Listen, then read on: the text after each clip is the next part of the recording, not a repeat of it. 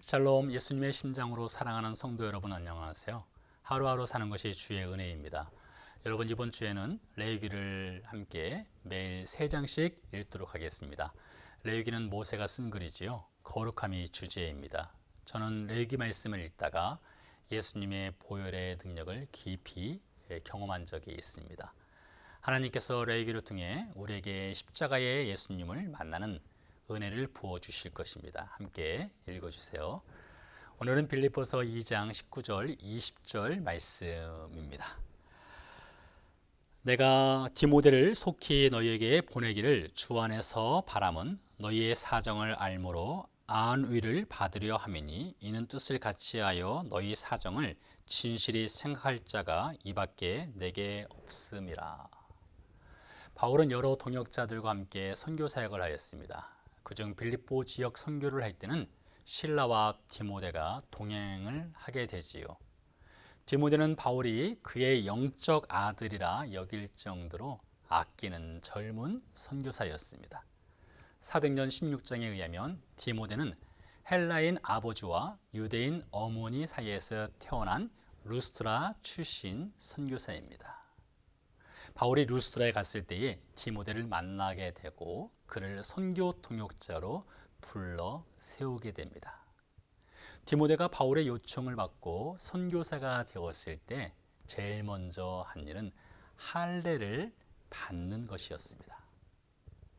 여러분, 유대인은 율법적으로 남자아이가 태어나면 8일째 되는 날 할례를 하는 것이 당연한 것입니다. 하지만 당시 헬라와 로마 문화에서는 유대인의 할례를 천박한 의식으로 여겼습니다. 역사의 기록을 찾아보니까 셀루시드 왕조의 안티오쿠스 4세는 유대인들이 할례를 할 경우 사형에 처하기도 하였고요. 이집트의 알렉산드리아에 살고 있는 유대인들은 할례를 할 경우 시민권을 받을 수가 없었습니다. 주후 66년 이후 제우스 신전 보수 공사를 할 때 유대인들은 강제로 세금을 내야 했는데요. 할례를 하지 않은 경우에는 세금을 내지 않는 혜택을 받기도 하였습니다. 이처럼 할례를 혐오하는 헬라와 로마 문화 아래에서 디모데의 아버지는 아들 디모데의 유익을 위해 할례를 하지 않았을 것입니다. 그런데 바울로부터 선교 사역의 요청을 받은 디모데가 할례를 받게 됩니다. 누구를 위해서 무엇 때문에 디모데는 할례를 받게 되었을까요? 유대인들을 위해서였습니다. 할례를 중요시 여기는 유대인들에게 복음을 전하기 위해 디모데는 기꺼이 자기 권리, 자기 유익을 포기하고 유대인을 위해 할례를 받게 됩니다.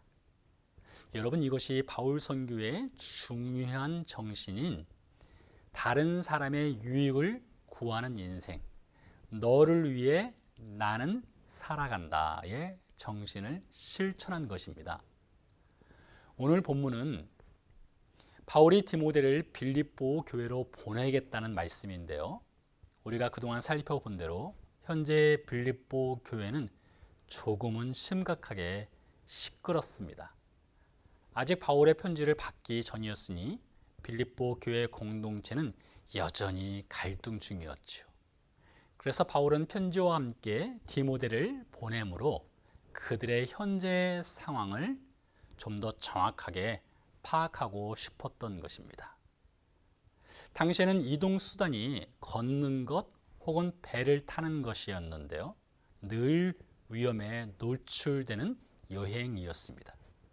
바울이 선교지 이동을 하면서 겪었던 많은 어려움을 토로하는 것만 봐도 디모데가 로마에서 빌립보까지 가는 그 길은 험난한 여정임에 틀림없습니다. 그러나 디모데는 빌립보 교회 성도들을 위해 바울의 제안을 받고 빌립보 교회로 가기로 결정하지요. 바울은 19절에서 너희 사정을 알므로, 20절에서 너희 사정을 진실하게 생각할 사람으로 디모데를 말하고 있습니다. 바울은 너희라는 말을 쓰고 있지만 그 편지를 받아 읽는 빌립보 교회의 성도들은 너희를 우리 혹은 나로 읽을 것입니다. 그래서 너희 사정을 알므로 라는 말을 편지의 수신자인 빌립보 교회의 성도들이 읽을 때 우리 사정을 알므로 이렇게 읽고요. 너희 사정을 진실하게 생각할 사람은 우리 사정을 진실하게 생각할 사람으로 읽게 되는 것이죠. 이 바울의 편지를 통해 나와 우리에 대한 생각으로 무게 중심이 기울어진 세상 가운데 너와 너희에 대한 생각, 배려, 공감, 도움, 희생, 헌신으로 무게 중심이 이동하는 그리스도인의 삶의 태도를 배울 수 있습니다.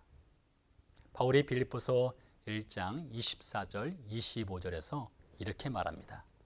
내가 육신으로 있는 것이 너희를 위하여 더 유익하리라. 내가 살 것과 너희 믿음의 진보와 기쁨을 위하여 너희 무리와 함께 거할 이것을 확실히 아노니.